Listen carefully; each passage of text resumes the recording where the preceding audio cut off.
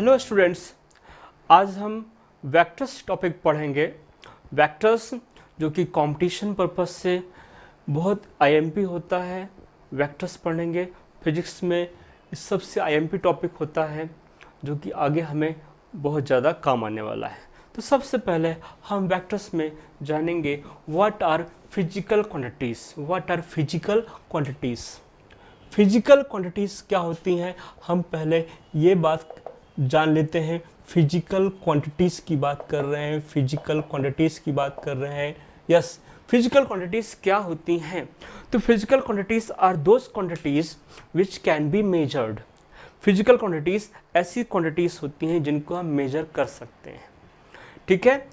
जैसे कि लेंथ है, हाइट है, मास है, वेट है, वॉल्यूम है, डेंसिटी है, इन सब को हम मेजर कर सकते हैं। तो ये सब क्या है? फिजिकल क्वांटिटीज़ होती हैं। कुछ ऐसी भी क्वांटिटीज़ होती हैं जिनको हम मेजर नहीं कर पाते हैं, जैसे कि एंगर। गुस्सा बहुत आता है मुझे, अब कितना गुस्सा आता है, we can not measure it. हम इसको मेजर नहीं कर सकते कि कितना गुस्सा आता है किसी को। तो एंगर जो है वो फिजिकल क्वांटिटी नहीं है, वो सिर्फ फीलिंग वाली चीज़ है कि फील कर सकते हैं कि आज गुस्सा कम था, कल गुस्सा ज़्यादा था, ठीक है। यस, और आप बहुत ऑनेस्ट हो, आप बहुत ईमानदार हो, आप कितने ईमानदार हो हम मेजर नहीं कर सकते। ये ऑनेस्टी, ये भी क्या है? It's not a physical quantity, हम मेजर नहीं कर सकते। आप बहुत सुंदर हो, वो बहुत अच्छा व्यक्ति है, ठीक है। ये सब चीज़ें क्या हैं? ये सब चीज़ें, ये जो क्वांटिटीज़ हैं, अच्छा होना, सुंदर होना, खराब होना, ये सब फीलिंग वाली चीज़ें हैं। They are not physical quantities तो हैं but they are not physical quantities. वो कैसी क्वांटिटीज़ हैं? एब्स्ट्रैक्ट क्वांटिटीज हैं जिनको हम मेजर नहीं कर सकते, ओनली फील कर सकते हैं। यस, पर जिनको हम मेजर कर सकते हैं they are called physical quantities. तो हम लिख सकते हैं those quantities which can be measured, those quantities which can be measured, those quantities which can be measured, which can be measured are called physical quantities, are called physical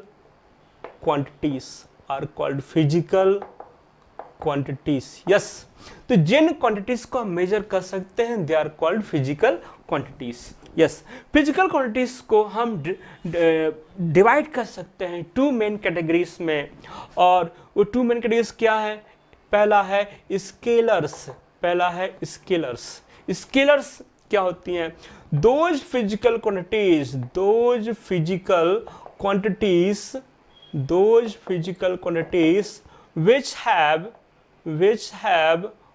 only magnitude but no direction,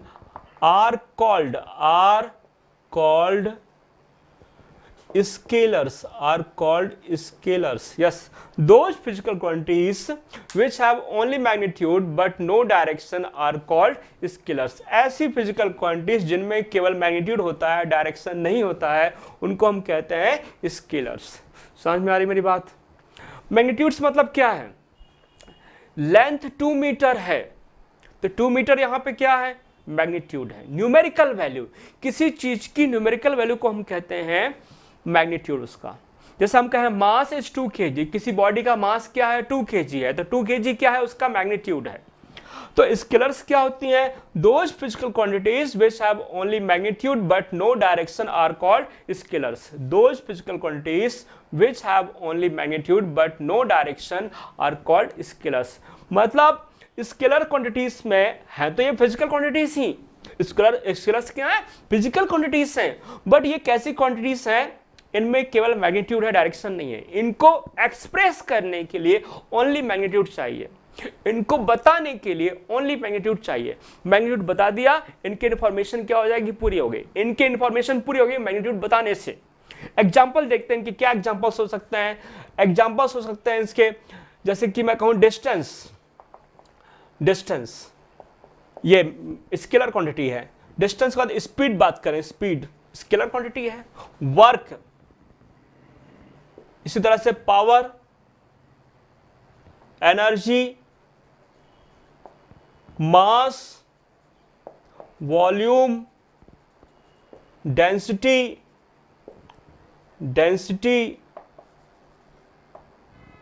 etcetera, ये सब क्या है? ये सब scalar quantities हैं। Those physical quantities which have only magnitude but no direction are called scalars. Example क्या देख लिया आपने? Distance, speed, work, power, energy, mass, volume, density, ये सब स्केलर्स हैं। बहुत सारी क्वांटिटीज हैं, स्केलर्स हैं जो कि यस, इनमें डायरेक्शन का कहीं कोई रोल नहीं है। ओके, स्केलर्स की बात कर ली। अब स्केलर्स को हमें ऐड करना है, सब्ट्रैक्ट करना है, तो क्या करते हैं? सिंपली अरिथमेटिक्स से, सिंपल अरिथमेटिक्स से, सिंपल अलजेब्रा से, सिंपल मैथमेटिकल ऑपरेशन से हम इनको ऐड कर सकते हैं, सब्ट्रैक्ट कर सकते हैं। इन स्केलर्स को ऐड करना है, सब्ट्रैक्ट करना है, सिंपल मैथमेटिकल ऑपरेशन से इनको हम ऐड सब्ट्रैक्ट कर सकते हैं। Alright, now coming to next category. Next category of physical quantities वो है वेक्टर्स, वो है वेक्टर्स। वेक्टर्स में क्या होता है? वेक्टर्स के बारे में बोलेंगे, those physical quantities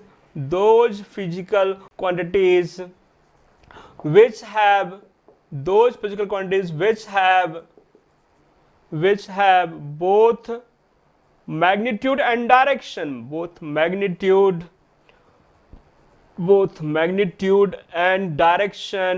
magnitude and direction are called vectors,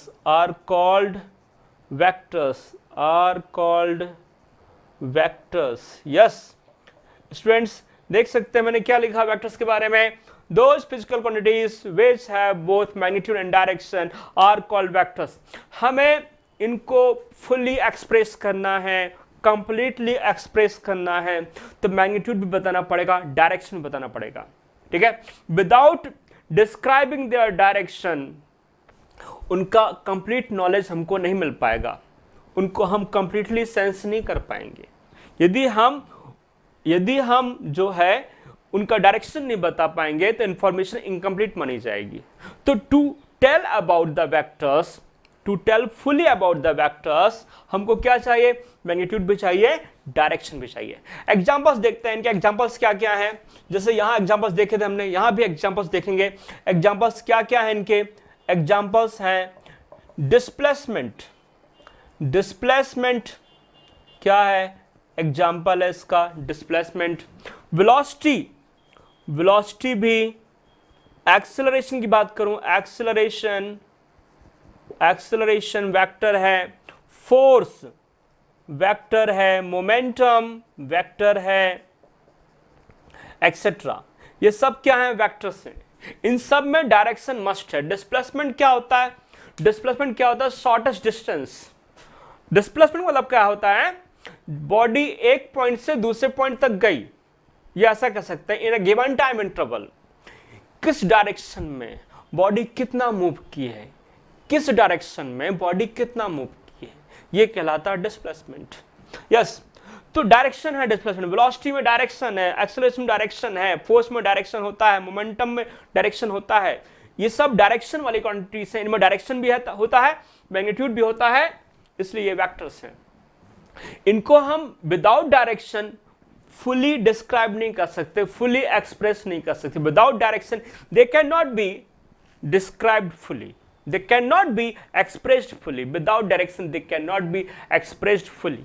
yes, these are vectors. Now अब हम आगे बात करेंगे कि वेक्टर्स को आपको ऐड करना है, सब्ट्रैक्ट करना है। वेक्टर्स को टू और मोर देन टू वेक्टर्स को आपको ऐड करना है, सब्ट्रैक्ट करना है, तो आप क्या करेंगे? टू और मोर देन टू वेक्टर्स को ऐड सब्ट्रैक्ट करने के लिए आप सिंपल मैथमेटिकल ऑपरेशन नहीं कर सकते हैं। आपको रिक्वायरमेंट होगी कुछ स्पेसिफिक रूल्स की, ठीक है? और उन स्पेसिफिक रूल्स को हम यहां आगे पढ़ेंगे। मतलब जब भी दो या दो से ज़्यादा वेक्टर्स को ऐड करना है, सब्ट्रैक्ट करना है, तो bye simple mathematical operations you can not do so. हमें उसके लिए क्या करने पड़ेंगे? वेक्टर रूल्स पढ़ने पड़ेंगे। यस, हम वेक्टर रूल्स पढ़ेंगे यहाँ पर।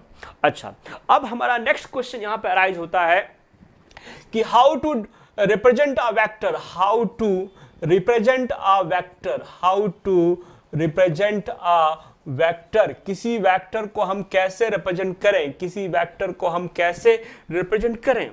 तो वेक्टर को रिप्रेजेंट करने के लिए हम क्या करते हैं, इसका आंसर देखता हूं मैं। How to represent a vector, तो इसका आंसर है by a line segment, by a line segment, by a line segment with an arrow head, with an arrow head, by a line segment with an arrow head. देखिए question यहां पे मैंने रखा how to represent a vector, तो इसका answer क्या है? By a line segment with an arrow head. Line segment जानते हैं, लाइन सेगमेंट क्या होता है? 2 पॉइंट्स होते हैं, 2 एंड पॉइंट्स होते हैं लाइन सेगमेंट में, 2 एंड पॉइंट्स होते हैं लाइन सेगमेंट में, और उसकी कुछ लेंथ होती है, कुछ सर्टेन लेंथ होती है। लाइन सेगमेंट में 2 एंड पॉइंट्स होंगे और सर्टेन लेंथ होगी। यस, ऐसा मान लीजिए मैंने ऐसा ड्रॉ कर दिया लाइन सेगमेंट, ये है एक लाइन सेगमेंट, ये है एक लाइन सेगमेंट, इसमें 2 पॉइंट्स हैं, 2 पॉइंट्स हैं, तो 2 पॉइंट्स हैं और एरो हेड भी देना है। देखिए line segment with an arrow head, एक एरो हेड देना है, यहां पे एक एरो लगा देंगे, हेड पे एक एरो लगा दिए, ये हेड है, ये पॉइंट क्या है? हेड है, ये पॉइंट क्या है? टेल है। इसको हम ओरिजिन भी कह सकते हैं, क्या कह सकते हैं इसको? हम ओरिजिन भी कह सकते हैं, टेल और ओरिजिन। 2 पॉइंट हैं यहां पर, 2 पॉइंट हैं, एक ये पॉइंट, इसको कहते हैं टेल और ओरिजिन, स्टार्टिंग पॉइंट है, ये हेड है, इसको यहां पे एरो हेड लगता है। तो हम रिप्रेजेंट कर सकते हैं a vector by a line segment with an arrow head. इस तरह से हम वेक्टर रिप्रेजेंट कर सकते हैं। इस पॉइंट को मैंने बोला ओ, इसको बोला ए, इस पॉइंट को बोल दिया मैंने क्या? ओ बोल दिया, इस पॉइंट को बोल दिया मैंने ए, ओ ए, ओ ए। यस, तो ओ ए क्या है? एक वेक्टर है। ये कौन सा वेक्टर है? लेट अस से OA रिप्रेजेंट कर रहा है वेक्टर A को, OA रिप्रेजेंट कर रहा है वेक्टर A को। वेक्टर को हम ऐसे लिख सकते हैं, this is vector A, OA is representing vector A। हम लिख सकते हैं OA equal to vector A, OA equal to vector A, OA equal to vector A। अब देखो OA वेक्टर A को रिप्रेजेंट कर रहा है। अब वेक्टर में कितनी चीजें होती हैं? 2 चीजें, मैग्नीट्यूड और डायरेक्शन। तो मैग्नीट्यूड भी मिलना चाहिए, डायरेक्शन मिलना चाहिए। मैग्नीट्यूड कहां से मिलता है? देखिए ध्यान से, length of line segment, length of line segment, length of line segment gives magnitude of vector, gives magnitude of vector, magnitude of vector. Yes, line segment का जो लेंथ है वो मैग्नीट्यूड ऑफ वेक्टर के इक्वल होगा, वो बताएगा magnitude of vector.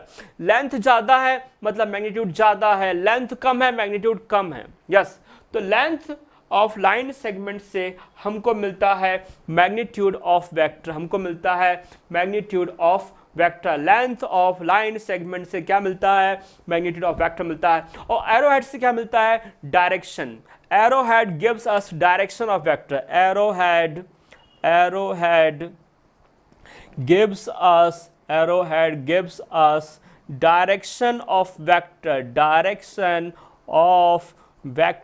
direction of vector. Yes, 2 चीजें हैं। लाइन सेगमेंट में लेंथ है, लेंथ क्या बताता है? मैग्नीट्यूड ऑफ वेक्टर को बताता है। एरोहेड क्या बताता है? एरोहेड डायरेक्शन ऑफ वेक्टर को बताता है। Right, okay. तो in this way we can represent a vector. Let us see some example of it. इसके कुछ एग्जांपल देखेंगे, कि वेक्टर को हम कैसे रिप्रेजेंट कर सकते हैं। इसके हम कुछ एग्जांपल देखेंगे, कैसे रिप्रेजेंट करते हैं वेक्टर को। कैन यू टेल मी कैसे रिप्रेजेंट करते हैं? जल्दी बताइए, कैसे रिप्रेजेंट करते हैं वेक्टर को? आपने देखा, अभी मैंने बताया आपको।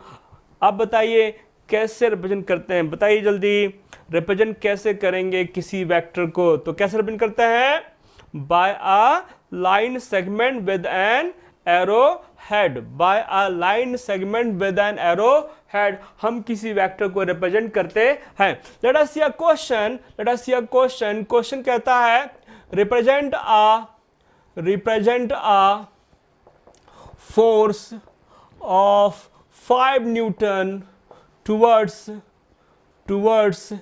East direction. यस, देखो जरा, फोर्स है, फोर्स कितना है 5 न्यूटन, ये उसका मैग्नीट्यूड है, पर डायरेक्शन क्या है, ईस्ट डायरेक्शन। डायरेक्शन क्या है, east direction. Direction is east direction, direction जो है ईस्ट डायरेक्शन है। फोर्स 5 न्यूटन है, ठीक है, लेकिन किस ओर लग रहा है, ईस्ट की ओर लग रहा है। यस, तो डायरेक्शन यहां पे देख रहे हैं ना, डायरेक्शन यानी ये वेक्टर है। अब डायरेक्शन ना बताएंगे तो फोर्स बस बोल देंगे 5 न्यूटन फोर्स। अब डायरेक्शन नहीं बता रहे हैं कि कहां लग रहा है 5 न्यूटन फोर्स, तो ये क्या हो जाएगा, इनकम्प्लीट इंफॉर्मेशन हो जाएगी, कंप्लीट इंफॉर्मेशन नहीं मिलेगी। इसलिए डायरेक्शन मस्ट है, इसलिए ये वेक्टर है, इसलिए डायरेक्शन मस्ट है, तो ये क्या हुआ, वेक्टर हुआ। यस, इसको रिप्रेजेंट करना है, represent a force is a vector, represent a force of 5 newton towards east direction. कैसे रिप्रेजेंट करेंगे, देखिए ध्यान से, कैसे रिप्रेजेंट करेंगे, देखिएगा ध्यान से। हम डायरेक्शन को बताते हैं, हम क्या बताते हैं, ये ईस्ट है, ये वेस्ट है, ये नॉर्थ है, ये क्या है, साउथ है। यस, हम ऐसे बताते हैं, ईस्ट वेस्ट नॉर्थ साउथ। अब हमें रिप्रेजेंट करना है 5 न्यूटन का फोर्स ईस्ट डायरेक्शन, हम कैसा लेंगे, हम एक लाइन सेगमेंट लेंगे। हम एक लाइन सेगमेंट ले लिया, ऐसी एक एरो हेड लगा दी है। इस लाइन सेगमेंट में हम क्या करते हैं, देखिए ध्यान से, इस लाइन सेगमेंट में आप देख सकते हैं, इस लाइन सेगमेंट में आप देख सकते हैं कितने पार्ट्स हैं, 5 पार्ट्स हैं, 1 2 3 4 5 पार्ट्स हैं। Each part equal to 1 newton. 5 parts हैं, each part equal to 1 newton. तो कितना हो गया ये टोटल, ये हो गया 5 न्यूटन, ये हो गया 5 न्यूटन। तो यस, इसकी जो लेंथ है वो 5 न्यूटन को बता रही है, यानी मैग्नीट्यूड बता रही है। और एरो हेड किस ओर है, ईस्ट की ओर है, तो रिप्रेजेंट हो गया ये फोर्स, रिप्रेजेंट हो गया। लेंथ बता रही मैग्नीट्यूड को, एरो बता रहा है डायरेक्शन को, रिप्रेजेंट हो गया फोर्स ऑफ 5 न्यूटन। इसको हम लिख सकते हैं O, इसको लिख सकते हैं A, और क्या लिख देंगे, OA equal to F equal to 5 newton towards east लिख देंगे, यस, हो गया, डिस्क्राइब कर दिया मैंने, रिप्रेजेंट कर दिया फोर्स को। फोर्स कितना, 5 newton towards east direction, yes. तो यहां पे क्या किया, लाइन सेगमेंट लिया हमने।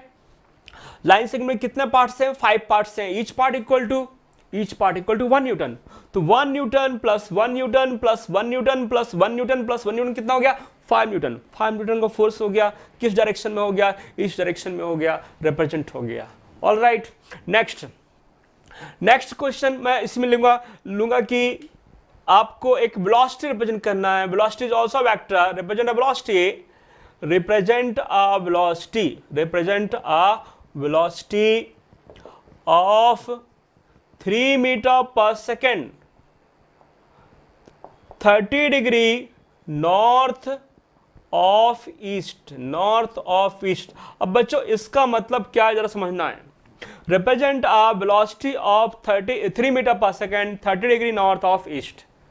ईस्ट से नॉर्थ की ओर 30 डिग्री पर, ईस्ट से नॉर्थ की ओर 30 डिग्री पर एक वेलोसिटी को रिप्रेजेंट करना है। वेलोसिटी कितनी, 3 मीटर पर सेकेंड रिप्रेजेंट करना है। नॉर्थ ऑफ ईस्ट मतलब क्या है, ईस्ट से नॉर्थ की ओर। इसको रिप्रेजेंट कैसे करेंगे, देखिए इसको कैसे रिप्रेजेंट करना है। देखिए हम यहां पर बहुत ही केयरफुली ड्रॉ करेंगे, ईस्ट वेस्ट नॉर्थ साउथ। ये हो गया ईस्ट, ये हो गया नॉर्थ, ये हो गया वेस्ट, ये हो गया साउथ, ये हो गया ओरिजिन। अब जो वेलोसिटी है 3 मीटर पर सेकेंड है, और कैसे लेना है, नॉर्थ ऑफ ईस्ट। ईस्ट से नॉर्थ की ओर कितने एंगल पर, 30 डिग्री एंगल पर। देखिए ईस्ट से नॉर्थ की ओर ऐसा बना दिया मैंने, ये एंगल हो गया 30 डिग्री। ईस्ट से कैसा है, नॉर्थ की ओर है, कितना एंगल पर है, 30 डिग्री एंगल पे, ज्यादा नहीं, ओनली 30 डिग्री एंगल पर वेलोसिटी है ये। इसमें हम बताएंगे कि ये देखिए 3 पार्ट्स हैं। ये हो गया 1 पार्ट, फिर ये 2 पार्ट, ये 3 पार्ट, 3 पार्ट्स हैं। ईच पार्ट क्या है 1 मीटर पर सेकंड, ईच पार्ट 1 मीटर पर सेकंड, तो 1 मीटर पर सेकंड, 1 मीटर पर सेकंड, 1 मीटर पर सेकंड कितना हो जाएगा 3 मीटर पर सेकंड हो जाएगा, 3 मीटर पर सेकंड। तो इट्स अ वेलोसिटी, इसको पॉइंट ए बोल दीजिए, तो ये वेलोसिटी हो गई, ये वेलोसिटी हो गई 3 मीटर पर सेकंड। यस, तो क्या लिख सकते हैं हम लिख सकते हैं ओ ए इक्वल टू वी, और वी क्या है 3 मीटर पर सेकेंड। ओ ए जो है वेलोसिटी को रिप्रेजेंट कर रहा है, कौन सी वेलोसिटी को 3 मीटर पर सेकेंड। और डायरेक्शन क्या है उसका, डायरेक्शन क्या है उसका, डायरेक्शन है उसका, डायरेक्शन है 30 degree, 30 degree north of east. क्या लिखेंगे 30 degree, 30 degree north of east, north of east. Yes, ऐसा लिखेंगे हम। तो in this way we can represent vectors, we can represent vectors. Now coming to the next thing, ये आपको clear हो रहा है, आई होप आपको ये क्लियर हो रहा है कि नहीं हो रहा है। यस, देखिए आगे देखिए, मैं आपसे कहना चाह रहा हूं कि पैरेलल वेक्टर्स क्या है, एंटी पैरेलल वेक्टर्स क्या है, इक्वल वेक्टर्स क्या है और अपोजिट वेक्टर्स क्या है। यस, तो मैं यहां पर नई बात लिख रहा हूं, पैरेलल वेक्टर्स, पैरेलल वेक्टर्स। तो लिख सकता है इसमें two vectors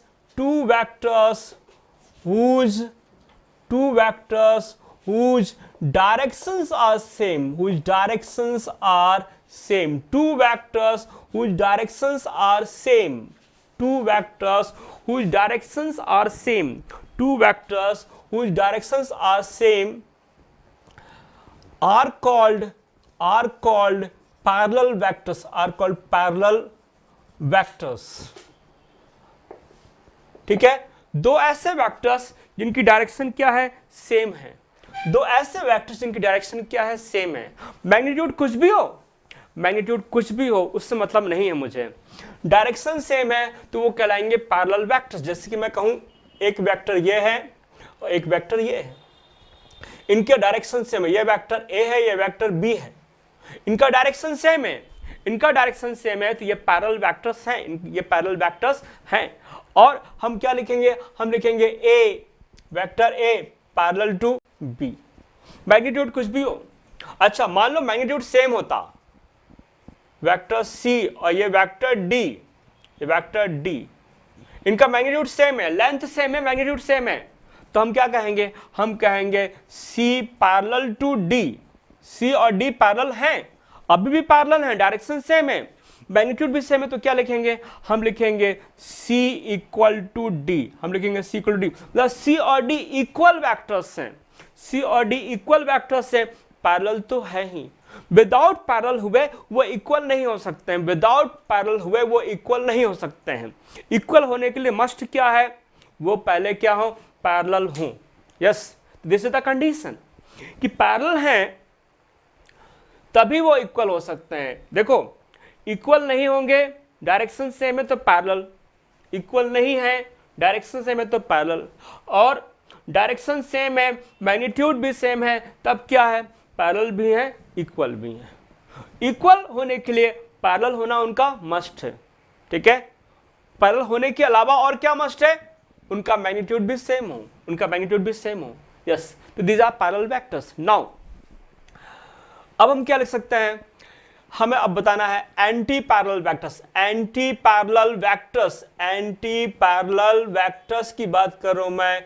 anti parallel vectors क्या होते हैं, तो लेट अस डू, ऐसे वेक्टर्स जिनका डायरेक्शन क्या होगा, अपोजिट टू ईच अदर होगा, they are called anti parallel vectors. ऐसे वेक्टर्स जिनका direction opposite to each other है, they are called anti parallel vectors. ऐसे कि देखिए एक वेक्टर ये है, एक वेक्टर ये है, इनके डायरेक्शन कैसे हैं, इनके डायरेक्शन आपस में अपोजिट हैं। ये सपोज कर लो वेक्टर है ई, ये सपोज कर लो वेक्टर एफ है, यस, तो ई और एफ कैसे हैं, यहां पर डायरेक्शन अपोजिट्स हैं, ये कहलाएंगे एंटी पैरेलल वेक्टर्स। मतलब हम लिखेंगे e and f are anti parallel vectors, are anti parallel anti parallel vectors. Yes students, देख सकते हैं आप लोग एंटी पैरेलल वेक्टर में क्या है, मैग्नीट्यूड कुछ भी हो पर डायरेक्शंस अपोजिट हैं, डायरेक्शंस अपोजिट हैं, तो उनको हम क्या कहेंगे, उनको हम कहेंगे anti parallel vectors. In case ऐसा हो, जरा ध्यान देना, इन केस ऐसा हो कि मैग्नीट्यूड इक्वल है, डायरेक्शन अपोजिट हैं, तब वो कहलाएंगे अपोजिट वेक्टर्स या कहलाएंगे नेगेटिव वेक्टर्स। देखिए इस केस में क्या है, इस केस में क्या है, एंटी पैरेलल। इसमें क्या जरूरी है, इसमें क्या जरूरी है, देखिए समझिए ध्यान से। इन केस डायरेक्शन कैसी हैं, अपोजिट हैं, लेकिन लेंथ सेम है, मैग्नीट्यूड क्या है, इक्वल है। जैसे मैं बात करूं g, ये वेक्टर g है, ये वेक्टर h है, जी एच, तो यहाँ पे क्या लिखेंगे हम, g equal to minus h, ये अपोजिट वेक्टर्स हो गए, opposite vectors, g equal to minus h, opposite vectors, magnitude equal है, डायरेक्शन अपोजिट है, अपोजिट वेक्टर्स, या कह सकते हैं नेगेटिव वेक्टर्स। क्या कह सकते हैं, हम कह सकते हैं इनको negative vectors. Getting my points, मैंने क्या बोला, मैंने क्या बोला, पैरेलल वेक्टर्स कब हैं, इक्वल वेक्टर्स कब हैं, एंटी पैरेलल वेक्टर्स कब हैं, अपोजिट वेक्टर्स कब हैं। All right, now coming to the next thing. Next thing क्या है, देखिएगा समझिएगा। जैसे मैं किसी वेक्टर को उसी के पैरेलल डिस्प्लेस कर दूं, किसी वेक्टर को मैं उसी के पैरेलल डिस्प्लेस कर दूं तो क्या होगा, यदि मैं किसी वेक्टर को उसी के पैरेलल डिस्प्लेस कर देता हूं तब क्या होगा, कैन यू इमेजिन क्या होगा। अभी मैंने जो पढ़ाया, अभी मैंने जो बताया, उसके बेसिस पे क्या आप इमेजिन कर सकते हो क्या होगा। देखिए मैं यहां लिख रहा हूं, if a vector is displaced, if a vector is displaced parallel to itself, if a vector is displaced parallel to itself, parallel to itself, if a vector is displaced parallel to itself, then क्या होगा, सोचिए जरा। ये एक vector है, इसको मैंने बोला F1, ये फोर्स वेक्टर है। कौन सा वेक्टर है, फोर्स वेक्टर है। मैंने इसको इसी के पैरेलल डिस्प्लेस कर दिया, मैंने इसको इसी के पैरेलल डिस्प्लेस कर दिया और बोल दिया, इसको नाम दे दिया F2, तो क्या होगा, क्या होगा बताओ। उसी को डिस्प्लेस किया, उसी की पैरेलल डिस्प्लेस किया, मैग्नीट्यूड चेंज नहीं हुआ, डायरेक्शन भी सेम है। पैरेलल में क्या होता है, डायरेक्शन सेम रहती है, तो ना तो मैग्नीट्यूड चेंज हुआ ना डायरेक्शन चेंज हुआ, तो वो क्या वेक्टर्स होंगे, इक्वल। तो हमने कहा वो इक्वल ही रहेंगे, चेंज नहीं होंगे। तो हम लिख सकते हैं then it does not change, then it does not change, then it does not change. Yes, देख सकते हैं आप लोग, if a vector is displaced parallel to itself then it does not change। क्यों नहीं चेंज हुआ, देखो पहले ये वेक्टर F1 था, मैंने इसको इसी के पैरेलल डिस्प्लेस कर दिया, डिस्प्लेस कर दिया, तो क्या हुआ, मैग्नीट्यूड चेंज हुआ क्या, नहीं चेंज हुआ। डायरेक्शन चेंज हुआ क्या, नहीं चेंज हुआ। मतलब क्या चेंज हुआ, कुछ भी नहीं चेंज हुआ। तो वेक्टर वही है, इक्वल है, सेम है वेक्टर, मतलब चेंज नहीं हुआ, it does not change. Yes, तो जब भी हम आगे जब भी क्या करेंगे, किसी वेक्टर को उसी के पैरेलल डिस्प्लेस कर देंगे तो वो चेंज नहीं होगा, राइट। ओके, अब जरा देखा जाए, मैं एक नई बात बोल रहा हूं। If a vector is rotated, if a vector is rotated, तब क्या होगा, वेक्टर को रोटेट कर दो तब क्या होगा, इट चेंजेस, तब ये चेंज हो जाएगा। If a vector is rotated it changes. यदि हम किसी वेक्टर को रोटेट कर देते हैं तब क्या होगा, तब वो चेंज हो जाएगा, तब वो चेंज हो जाएगा। कैसे चेंज हो जाएगा, देखिए ध्यान से। ये सपोज कर लो वेक्टर है F1, फोर्स वेक्टर है, force is a vector, force vector है, ये वेक्टर F1 है, इसको मैं रोटेट कर देता हूं। कैसे, ऐसे देखो, जरा समझना बात को मेरी, मैं क्या बना रहा हूं यहाँ पे, ध्यान से देखना। ये देखो रोटेट कर दे, घुमा दिया मैंने। रोटेट कैसे करते हैं, उसका ये वाला पॉइंट फिक्स रखा, ऐसा था, ये एक पॉइंट फिक्स रखा, उसी पॉइंट के बाद क्या कर दिया, घुमा दिया, उसको रोटेट कर दिया, ऐसे रोटेट कर दिया, रोटेट कर दिया बाय सम एंगल, रोटेट कर दिया मैंने बाय सम एंगल, रोटेट कर दिया। तो अब मान लो उसको हम क्या बोल रहे हैं, F2, तो क्या होगा, F1 F2 में क्या रिलेशन होगा, हम कहेंगे F1 is not equal to F2। F1 अब F2 के इक्वल नहीं है। क्यों नहीं है, देखो मैग्नीट्यूड तो सेम है, मैग्नीट्यूड सेम है, लेकिन लेकिन एक चीज चेंज हो गई है। आप खुद देखो क्या चीज चेंज हो गई है, आप खुद देखो यहाँ पे डायरेक्शन चेंज हो गई। देखो ये वाला वेक्टर कहाँ देख रहा था, देखो सीधे देख रहा था उस तरफ, अब ये वेक्टर कहाँ देख रहा है, ये वेक्टर अब डाउनवर्ड्स देख रहा है, नीचे की ओर देख रहा है ना, डायरेक्शन चेंज हो गई ना। पहले ये वेक्टर F1 देख रहा था, सीधे स्ट्रेट देख रहा था, उधर देख रहा था, अभी F2 किधर देख रहा है, नीचे देख रहा है ना। डायरेक्शन चेंज हुआ कि नहीं चेंज हुआ, डायरेक्शन चेंज हो गया है। डायरेक्शन चेंज हो गया यानी वेक्टर चेंज हो गया। वेक्टर में दो चीजें हैं, मैग्नीट्यूड और डायरेक्शन, दोनों हैं। अब कोई भी एक चेंज हो जाएगा तो वेक्टर चेंज हो जाएगा, कोई भी एक चेंज हो जाएगा तो वेक्टर चेंज हो जाएगा। यस, तो यहाँ पे मैग्नीट्यूड तो चेंज नहीं हुआ रोटेट करने पर डायरेक्शन चेंज हो गया है, तो वेक्टर क्या हो गया, चेंज हो गया। Vector changes, it changes, vector changes. Getting my points? Yes, तो मैंने कहा if a vector is rotated it changes. क्यों चेंज हुआ, क्यों चेंज हुआ, क्योंकि डायरेक्शन चेंज हो गया, डायरेक्शन चेंज हो गया। Right, all right. यस, देखा आपने। अब हमें थोड़ा पता लगाना है कि दो वेक्टर्स के बीच का एंगल कैसे डिसाइड करते हैं, दो वेक्टर्स के बीच का एंगल कैसे डिसाइड करते हैं, जरा समझिएगा। मैंने कहा था वेक्टर में दो पॉइंट्स होते हैं, हेड एंड टेल। आप जानते हैं वेक्टर में दो पॉइंट्स होते हैं, हेड और टेल। हेड कहाँ, जहां पे एरो हेड लगा होता है, टेल कहाँ, उसका origin, starting point, starting point को हम कहते हैं टेल। तो वेक्टर में दो पॉइंट हैं, हेड और टेल। अब जब हम पता लगाना चाहते हैं कि दो वेक्टर्स के बीच का एंगल क्या होगा, तो हमें हेड और टेल का ध्यान रखना पड़ेगा, हेड और टेल का ध्यान रखना पड़ेगा। देखिए कैसे, समझिए।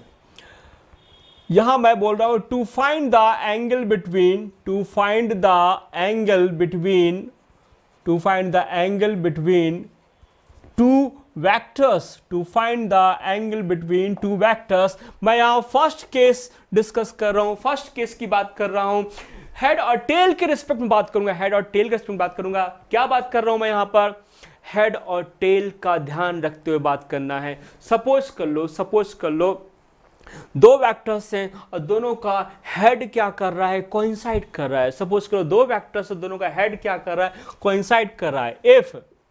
if heads of two vectors, if heads of two vectors coincide, if heads of two vectors coincide, then internal angle, then internal angle is the angle between them, is the angle between them। yes, समझिए बात को, मैंने लिख दिया statement. Statement क्या लिखा मैंने, if heads of two vectors coincide then internal angle is the angle between them. ये किसका सिंबल है, एंगल का सिंबल है। किसका सिंबल है, एंगल का सिंबल है। तो एंगल के प्लेस पे एंगल का सिंबल लिख दिया है। Don't get confuse, don't get confuse, ठीक है। क्या लिखा मैंने, if heads of two vectors coincide then internal angle is the angle between them. Now coming to the इसका डायग्राम देखते हैं, हम डायग्राम देखते हैं। ये एक वेक्टर है, ये दूसरा वेक्टर है, ये दूसरा वेक्टर है। इस वेक्टर को बोला ए, इस वेक्टर को बोला मैंने बी। अब ए और बी कैसे हैं, इनके हेड कोइंसाइड कर, इनके हेड कोइंसाइड कर रहे हैं और हेड कोइंसाइड कर रहे हैं तो इंटरनल एंगल, ये कौन सा एंगल, इंटरनल एंगल, ये होगा उनके बीच का एंगल, ये होगा उनके बीच का angle. Yes, internal angle is the angle between them. Now second case की बात करो, मैं सेकेंड केस की बात कर रहा हूं, सेकेंड केस की बात, ये फर्स्ट केस था, ये फर्स्ट केस था एंगल फाइंड करने का, ये फर्स्ट केस था। सेकेंड केस की बात कर रहा हूं, if tails of two vectors, if tails of two vectors coincide, if tails of two vectors coincide, then also internal angle is the angle between them, is the angle between them। yes, समझिए बात को। मैंने कहा if tails of two vectors coincide then also internal angle is the angle between them। कैसा जरा समझिए, tails coincide कर रही हैं यहां पर, ऐसा एक वेक्टर ये है, एक वेक्टर ये है, ये दो वेक्टर्स बनाए मैंने, ये दो वेक्टर्स बनाए मैंने, दोनों की टेल क्या कर रही है, दोनों की टेल क्या कर रही है, कोइंसाइड कर रही है, ये दोनों की टेल है, कोइंसाइड कर रही है, ये वेक्टर ए ये वेक्टर बी, अब इनके बीच का एंगल क्या होगा, internal angle, this is the internal angle, ये इनके बीच का एंगल है, ये इनके बीच का एंगल है, रियल में ये एंगल है। अब ये एंगल क्यों फाइंड करते हैं, आगे आपको पता चल जाएगा कि दो वेक्टर्स के बीच का एंगल फाइंड करना कितना जरूरी होता है, मालूम होना कितना जरूरी होता है। यस, तो if tails of two vectors coincide then also internal angle is the angle between them.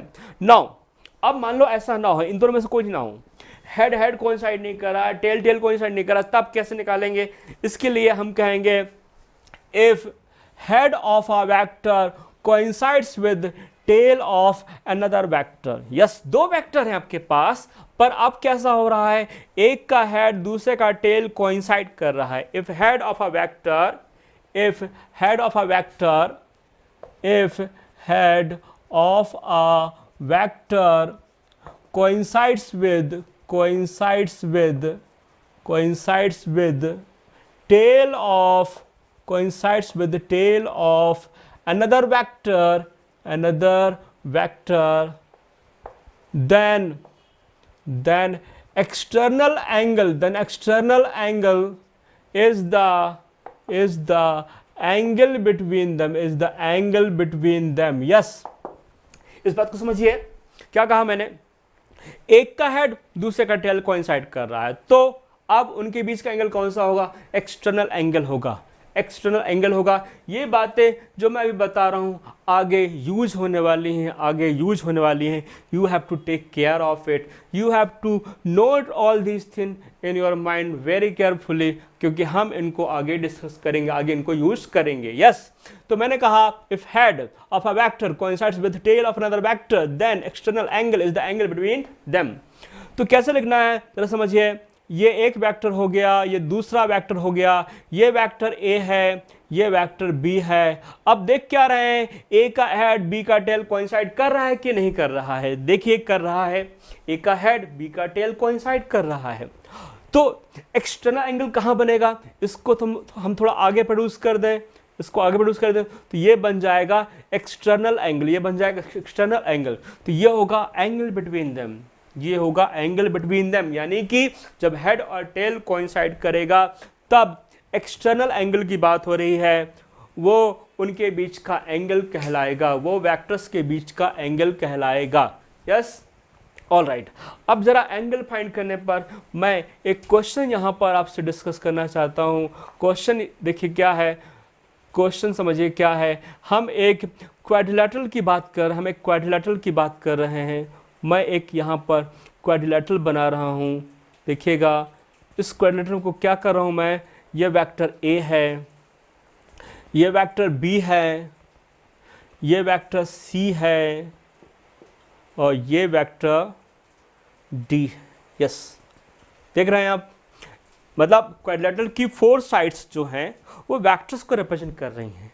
अब ये जो एंगल है ये एंगल 60 डिग्री है, ये जो एंगल है ये एंगल जो है 150 डिग्री है, ये जो एंगल है इस एंगल को मैं ले रहा हूँ 50 डिग्री, तो ये एंगल कितना बचेगा आप बता सकते हैं, कितना बचेगा, 150 प्लस 50 कितना हो जाता है, ये हो जाता है 200 प्लस 60 कितना हो जाता है 260, ये कितना बचेगा, ये बचेगा 100, क्योंकि 4 एंगल्स का सम कितना होता है, ऑल द 4 एंगल्स का सम कितना होता है क्वाड्रिलेटरल में, ऑल द 4 एंगल्स का सम होता है 360। यस, अब आपको फाइंड करना है what will be angle between A and B. आपके पास ए और बी दो वेक्टर्स यहां दिख रहे हैं, ये वेक्टर ए है, ये वेक्टर बी है, ए और बी के बीच का एंगल क्या होगा पता लगाना है, ए और बी के बीच का एंगल क्या होगा पता लगाना है। चलिए बढ़ते हैं आगे, देखते हैं ए और बी के बीच का एंगल क्या होगा, क्या आप बता सकते हैं, कैसे फाइंड करेंगे ए और बी के बीच का एंगल। आप देख रहे हैं फिगर में, मैंने रूल्स बता दिए आपको, रूल्स मैंने बताए हैं कैसे पता लगाते हैं। Yes, angle between A and B क्या होगा, ए एंड बी दो वेक्टर्स हैं, इनके बीच का एंगल क्या होगा। देखो हेड और टेल कोइंसाइड कर रहा है तो एंगल कहाँ बनेगा, इनका एंगल बनेगा बाहर, एक्सटर्नल एंगल बनेगा, ये एंगल लेंगे हम, ये 100 है, ये कितना हो जाएगा 80, लीनियर पेयर बना रहे हैं, ये लीनियर पेयर बना रहे हैं ये बच्चों, 100 ये है तो ये होगा 80, तो इसका आंसर क्या आएगा 80 डिग्री। यस, तो angle between A and B क्या होगा 80 डिग्री। इसी तरह से angle between B and C क्या होगा, angle between B and C क्या होगा, बी एंड सी क्या होगा, जरा सोचिए जरा, बी और सी की बात करें, बी और सी में क्या हो रहा है, हेड कोइंसाइड कर रहे हैं, हेड कोइंसाइड कर रहे हैं। जब हेड कोइंसाइड करते हैं तो क्या होता है, जब हेड कोइंसाइड करते हैं तब क्या होता है, तब internal angle is the angle between them, तब internal angle is the angle between them 50 degree, 50 degree internal angle is the angle between them. किसके किसके बीच, बी और सी के बीच का एंगल 50 डिग्री होगा। क्यों होगा, हेड हेड कोइंसाइड कर रहे हैं, internal angle we have to consider. Okay, अब बात करते हैं सी और डी के बीच, angle between C and D क्या होगा, एंगल बिटवीन सी और डी क्या होगा। जरा देखिए आप, सी और डी में क्या हो रहा है, दोनों के टेल कोइंसाइड कर रहे हैं, दोनों के टेल कोइंसाइड कर रहे हैं, सी और डी में दोनों के टेल कोइंसाइड कर रहे हैं, तो कौन सा एंगल लेंगे, इंटरनल एंगल 150 डिग्री होगा उनके बीच का एंगल। ऑलराइट, अब बात करते हैं डी और ए के बीच का angle, angle between vector D and A, vector D and A क्या होगा, डी का हेड ए का टेल कोइंसाइड कर रहा है, डी का टेल ए का हेड कोइंसाइड कर रहा है, तब कौन सा एंगल लेंगे हम, एक्सटर्नल एंगल लेंगे। एक्सटर्नल एंगल लेना है, ये 60 है तो ये कितना होगा, 120 होगा। क्यों, क्योंकि ये क्या बना रहे हैं, ये लीनियर पेयर बना रहे हैं, ये बना रहे हैं लीनियर पेयर, ये 120 होगा तो हमको यहाँ लेना है 120 डिग्री। क्यों लेना है 120 डिग्री बताइए, क्योंकि हेड और टेल कोइंसाइड कर रहा है, डी का हेड ए का टेल कोइंसाइड कर रहा है, डी का हेड ए का टेल कोइंसाइड कर रहा है, इसलिए हमको क्या लेना है, हमको लेना है एक्सटर्नल एंगल 120 डिग्री लेना है। ये 60 है तो ये 120 होगा, एंगल आ जाएगा डी और ए के बीच का 120 degree. Yes, so from this example you can guess, you can find in which case what will be the angle between the two vectors. From this example you can easily guess what will be the angle between the two vectors in different cases. Now अब मैं आपसे कहना चाहूँगा कि addition of vectors पे जाना चाहता हूँ मैं, एडिशन ऑफ वेक्टर्स की बात करना चाहते हैं। जरा समझिए, जरा बहुत सिंपल सी बात करूंगा मैं आपसे यहाँ पर, बहुत ही सिंपल सी बात करने वाले हैं, सिंपल सा ऑब्जर्वेशन जो आप क्लियरली समझ सकते हो फ्रॉम योर डेली लाइफ। जैसे ये कोई बॉडी है, ये कोई बॉडी है, इस बॉडी पर मैं यहाँ से एक फोर्स अप्लाई कर दूँ, मैं यहाँ से एक फोर्स अप्लाई कर देता हूँ, कितना F1, तो क्या पॉसिबिलिटी है, बॉडी किधर जाएगी, बॉडी यहाँ पे रखी थी, बॉडी किधर जाएगी, बॉडी इसी तरफ जाएगी, है ना, बॉडी इसी तरफ जाएगी, राइट। यस, यदि ये बॉडी रखी है, मैं यहां से एक फोर्स लगाता हूं तो ऑब्वियस सी बात है बॉडी इसी तरफ जाएगी, जिस तरफ फोर्स लगा रहा हूं उसी तरफ बॉडी जाएगी। अब मान लो बॉडी यहां पे रखी है, बॉडी यहां पे रखी है, और मैं फोर्स कैसा लगाता, मैं फोर्स लगाता ऐसे, मैं फोर्स लगाता ऐसे, तो बॉडी किधर जाती, सिंपल सी बात है, बॉडी किधर जाती, बॉडी इधर जाती, फोर्स की डायरेक्शन में जाती, बॉडी इधर जाती, राइट। अब मान लो मैं क्या कर रहा हूं, मैं फोर्स अप्लाई कर रहा हूं कुछ ऐसे, मैं फोर्स अप्लाई कर रहा हूं कुछ ऐसे, ये बॉडी है, मैंने अभी दो फोर्स लगाए थे, अलग अलग लगाए थे, F1 इधर लगाया तो बॉडी इधर जाने वाली थी, F2 मैंने इधर लगाया तो बॉडी इधर जाने वाली थी, राइट। अब मैं दोनों फोर्स अप्लाई कर दूं, यहां से अप्लाई कर दूं F1 और यहां से अप्लाई कर दूं क्या, F2, तो अब बॉडी किधर जा सकती है, अब बॉडी किधर जाएगी, ऑब्वियस सी बात है, अब बॉडी किधर जा सकती है, इस तरफ जा सकती है। इस तरफ क्यों जाएगी, इस तरफ क्यों जाएगी, because this is the direction of combined effect of these two forces. ये है direction of combined effect, direction of combined effect, this is direction of combined effect, combined direction of combined effect, yes, of two forces, of two forces. देख सकते हैं आप लोग, देख सकते हैं आप लोग, बहुत सिंपल सा ऑब्जर्वेशन है, everyone can tell about it कि क्या हो सकता है, फोर्स F1 ऐसे लगाया था बॉडी इस तरफ जाएगी, फोर्स F2 ऐसे लगा बॉडी इस तरफ जाएगी, पर जब मैं दोनों फोर्स लगा दूंगा F1 F2 दोनों फोर्स लगा दूंगा तब बॉडी किधर जाएगी? बॉडी ना तो इस तरफ जाएगी, बॉडी ना इस तरफ जाएगी, बॉडी किधर जाएगी? Body now will go in the direction of combined effect of two forces. Body अब उधर जाएगी जिधर उन दोनों फोर्सेस का क्या होगा? कंबाइंड इफेक्ट होगा। बॉडी अब उधर जाएगी, किधर जाएगी? In the direction of combined effect of two forces body अब जाएगी। यस, तो combined effect of two forces is called what? It is called addition of two vectors, it is called sum of two vectors, it is called resultant of two vectors. Getting my points? मैंने क्या बोला? दो force लगाए तो अब body किधर जाएगी? Body will now go to the direction of combined effect of two forces and this combined effect is called resultant, this combined effect is called addition, this combined effect is called what? Addition और sum of the two vectors, resultant of the two vectors. Yes, तो मैं यहाँ पर simple सी एक line लिखने वाला हूँ। क्या लाइन लिखने वाला हूँ? कैन यू गेस क्या लाइन लिखने वाला हूँ मैं यहाँ पर लिखने वाला हूँ the combined effect of two forces is called addition और रिजल्टेंट और sum of two vectors. The combined effect मैं यहाँ लिखने वाला हूँ the combined effect of two forces, the combined effect of two forces is called sum or addition, sum or addition or resultant of two vectors. Yes, combined effect, दो forces का combined effect find करना ही कहलाता है sum या addition या resultant. So now we are going to addition. Addition के लिए मैंने कहा था कुछ रूल्स होते हैं, मैंने बताया था वेक्टर्स को हम सिंपल मैथमेटिकल ऑपरेशन से ऐड नहीं कर सकते हैं, हमें कुछ रूल्स ध्यान रखने होते हैं।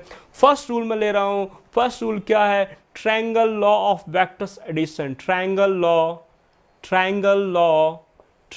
law of vectors addition, triangle law of vectors addition. Yes, triangle law क्या कहता है? It is very IMP law, it is very IMP law। जरा समझिए मैंने क्या लिखा है? Triangle law of vectors addition लिखा है मैंने। ट्रायंगल ऑफ वेक्टर्स एडिशन क्या होता है मैं बात कर रहा हूँ इस बारे में, समझिए। अकॉर्डिंग टू इट मैं इसको दो तरह से बताने वाला हूँ, मैं इस ट्रायंगल लॉ को दो तरह से बताने वाला हूँ और दोनों मिल करके एक बहुत गजब का इम्पैक्ट आपको देने वाले हैं। जरा समझिए, दोनों तरह समझना है हमको। पहला है according to it if two vectors can be represented by the two sides of a triangle in the same order, then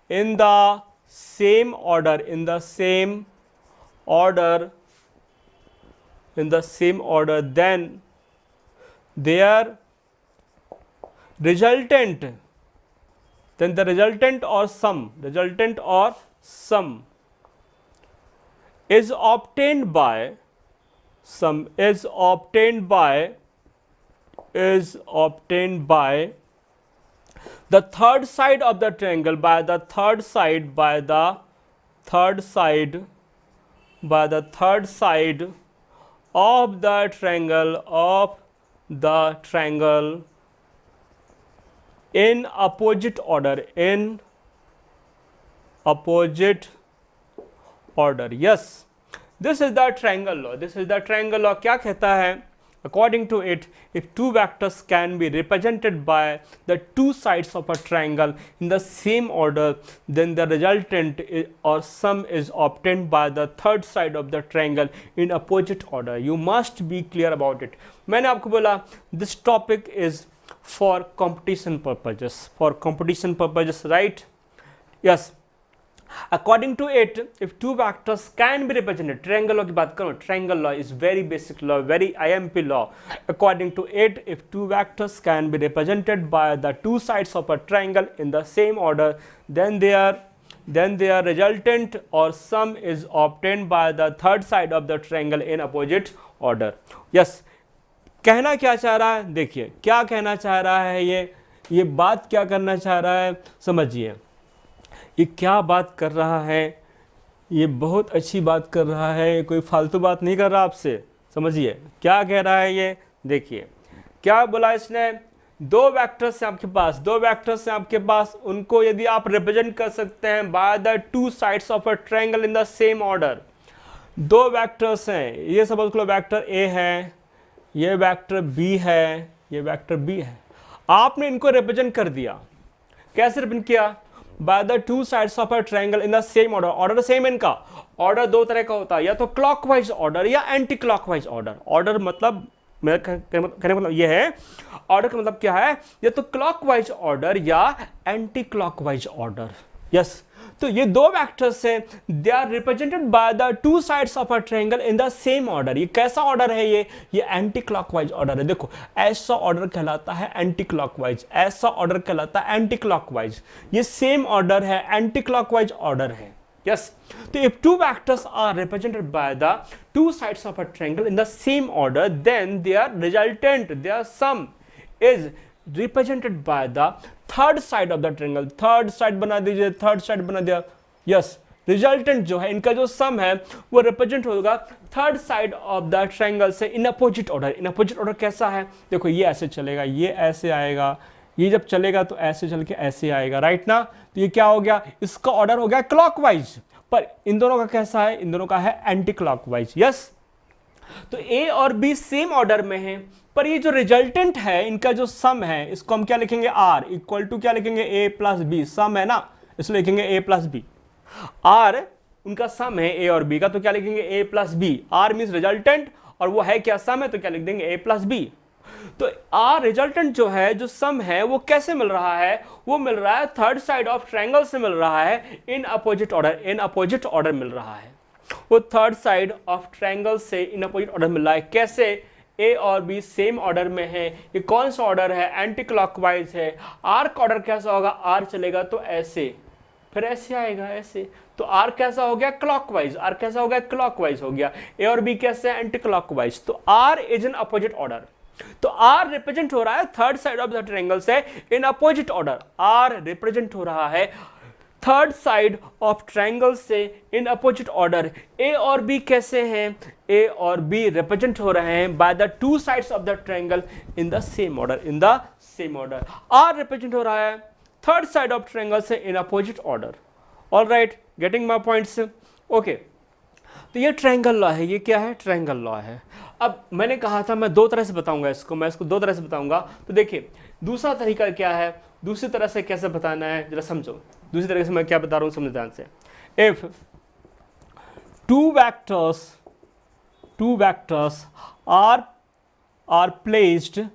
are placed in such a way that head of one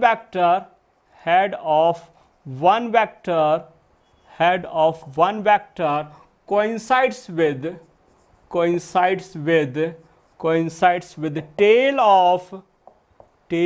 of second vector। दो vector है अपने पास, क्या लिखा मैंने, if two vectors are placed in such a way that head of one vector coincides with the tail of second vector। देखो first vector का head second vector का tell coincide कर रहा है, सेकंड वेक्टर का टेल कोइंसाइड कर रहा है। बिल्कुल क्लियर सी बात है, फिगर से देख लीजिए, वही रूल है, वही लॉ है। मैं दूसरे फॉर्म में लिख रहा हूं, बस इतना डिफरेंस है। मैंने क्या कहा, एक वेक्टर का हेड दूसरे वेक्टर का टेल क्या कर रहा है, कोइंसाइड कर रहा है। मैंने दो वेक्टर्स को ऐसे रखा कि एक का हेड दूसरे का टेल क्या कर रहा है, कोइंसाइड कर रहा है। देन क्या होगा, then their resultant is obtained by joining, resultant is obtained by joining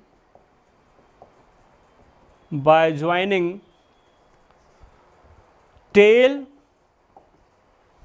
of first vector to head of second vector. Yes, first vector का टेल सेकंड वेक्टर का हेड मिला देंगे तो क्या बन जाएगा? देखो, फर्स्ट वेक्टर का टेल सेकंड वेक्टर का हेड मिला देंगे तो क्या बन जाएगा? बन जाएगा रिजल्टेंट। क्या बन जाएगा? बन जाएगा resultant. This is triangle, this is triangle law. All right, getting my points? This is triangle law. Okay, yes.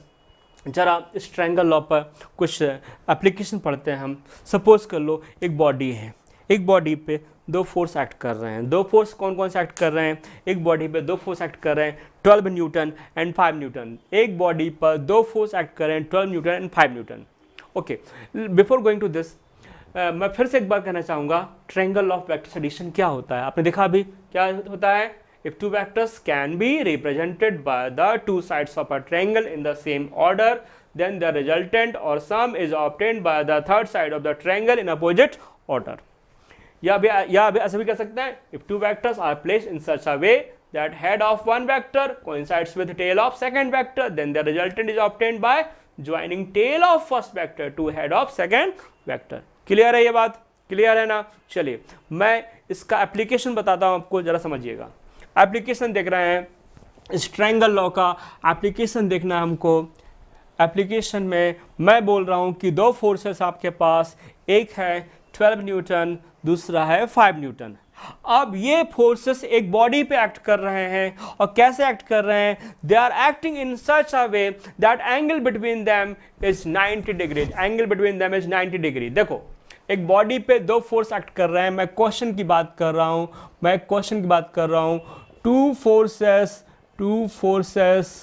12 newton and 5 Newton, 12 newton and 5 Newton act on a body at an angle of 90 degree. Find resultant force. देखो, दो force लगा दिए body पे, 12 Newton 5 Newton, कितना angle पे? 90 degree angle पे। अब resultant force क्या होगा पता लगाना है। कैसे पता लगाना? देखो, एक फोर्स है, हम एक फोर्स ले लेते हैं F1 इक्वल टू 12 न्यूटन, दूसरा फोर्स ले लेते हैं F2 equal to 5 Newton. Yes, अब जरा देखा जाए, एक फोर्स हमने ऐसे बनाया, दूसरा फोर्स हमने ऐसे बनाया। देखिए, ये हो गया 12 न्यूटन, F1 यानी 12 न्यूटन, ये हो गया F2 यानी 5 न्यूटन। यस, इनके बीच का एंगल क्या? इनके बीच का एंगल है थीटा इक्वल टू 90। आप देख सकते हैं मैंने कैसा रखा है, मैंने अकॉर्डिंग टू ट्रायंगल रखा हुआ है। एक का हेड दूसरे का टेल कोइंसाइड कर रहा है। एंगल कहाँ बनेगा? एंगल बनेगा एक्सटर्नल, थीटा 90। अब इनका सम क्या होगा? इनका सम होगा थर्ड साइड इन अपोजिट ऑर्डर। इनका सम होगा, फर्स्ट के टेल को सेकंड के हेड से मिला दो, फर्स्ट के टेल को सेकंड के हेड से मिला दें। ये हो जाएगा resultant R. Resultant R means क्या? F1 plus F2। तो ये आर कितना मिलेगा? आप देख सकते हो ये 90 है तो ये भी 90 होगा। पाइथागोरस में अप्लाई कर सकते हो, क्या आएगा? R square equal to F1 square plus F2 square. F1 कितना है? 12 है न्यूटन, 12 न्यूटन स्क्वायर। F2 कितना है?